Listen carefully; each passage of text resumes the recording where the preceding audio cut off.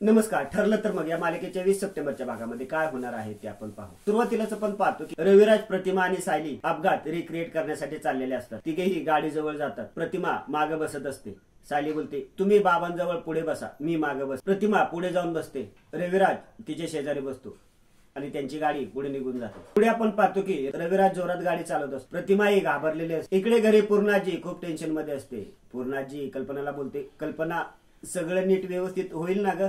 कल्पना बोलते, हो पूर्णाजी, तुम्ही ना आता मनात वेडेवाकडे विचार आणू नका. प्रतापराव बोलतात, आणि पूर्णाई, रविराज आणि सायली आहेत ना तिच्या बरोबर, ते प्रतिमाला काही होऊ देणार नाही. पूर्णाई बोलते, त्यांचं एक कौतुकच वाटतं रे. प्रतिमाला बरं वाटावं म्हणून ते आपल्या जीवाची पर्वा करत नाहीये, पण दुसरीकडे त्यांची काळजी वाटते. प्रतापराव बोलतात, अगं नको काळजी करूस, आता काही वाईट होणार नाहीये. मी सांगतो तुला, ते येताना नक्की चांगली बातमी घेऊन येते. कल्पना बोलते, हो पूर्णाई, आता आपण देवावरती विश्वास ठेवूया. इकडे रविराज जोरात गाडी चालवत असतो. एवढ्यात त्यांच्या पाठून जोराचा ट्रक येतो.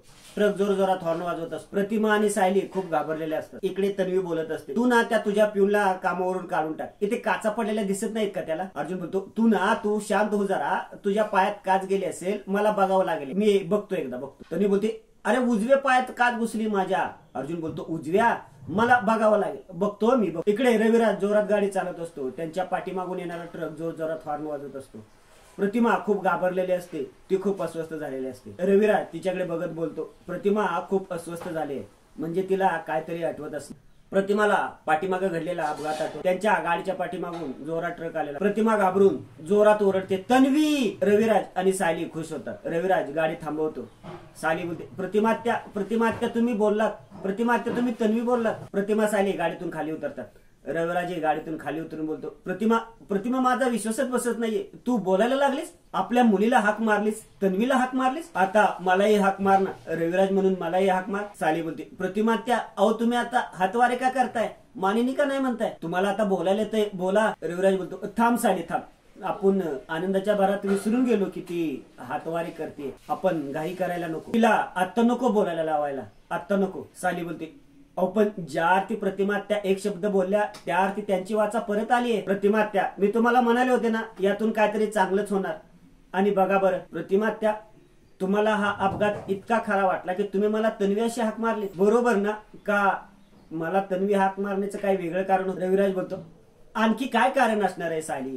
आपण तू तन्वी असल्याचं नाटक करतच होतो ना. आणि प्रतिमा, तू काळजी नको करू, तुला तन्वी नक्की भेटेल. अगं आपण जेव्हा घरी जाऊ ना तेव्हा ती तुझीच वाट बघत असेल. आणि तिला जेव्हा कळेल ना की तुला वाचा आल्यानंतर जो पहिला शब्द उच्चारलास तो तन्वी हा होता, तर हे ऐकून खूप आनंद होईल तिला. सायली बोलते, पण रविराज काका, प्रतिमा त्यांनी मला तन्वी म्हणून हाक मारली हे तिला सांगू ना, तिला ते फारसं आवडणार नाही. प्रतिमा बोलते, तू सायली, तन्वी कोण? रविराज बोलतो, आठवत नाही?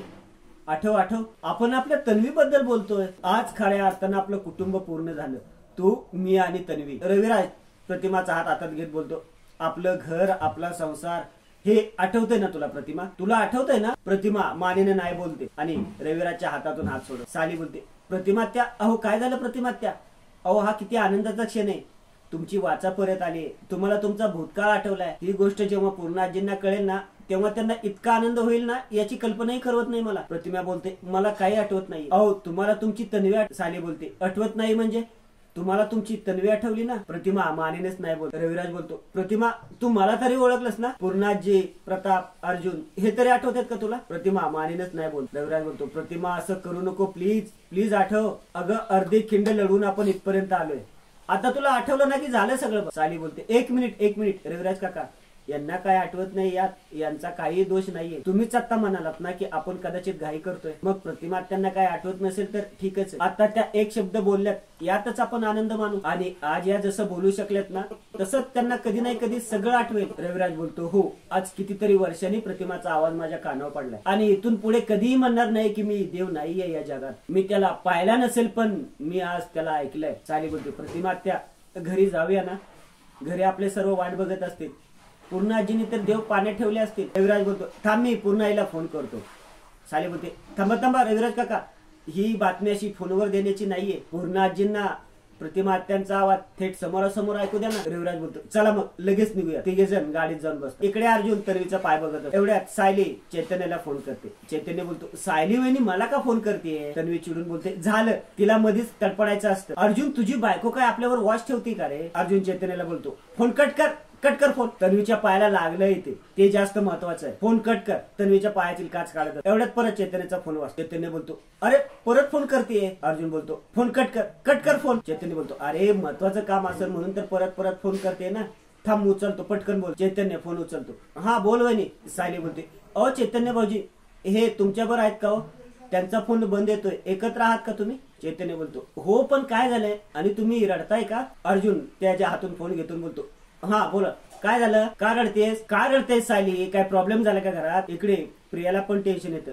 प्रियाला आठवतं की तिच्या पायावर जन्मखून नाहीये. अर्जुन बोलत असतो प्लीज रडू नकोस काय झाले सांग मला आधी. सायली बोलते मी आता एवढंच सांगेन की तुम्ही लवकरात लवकर घरी या मग सगळं सांगेन तुम्हाला. अर्जुन बोलतो सस्पेन्स का क्रिएट करतेस काय घडले सांग मला. सायली बोलते मी आता एवढंच सांगेन तुम्हाला की प्रतिमा आत्यांबद्दल खूप चांगली बातमी. तुम्ही आत्ताच्या आत्ता निघाओ घरी या मी सांगते तुम्हाला सगळं.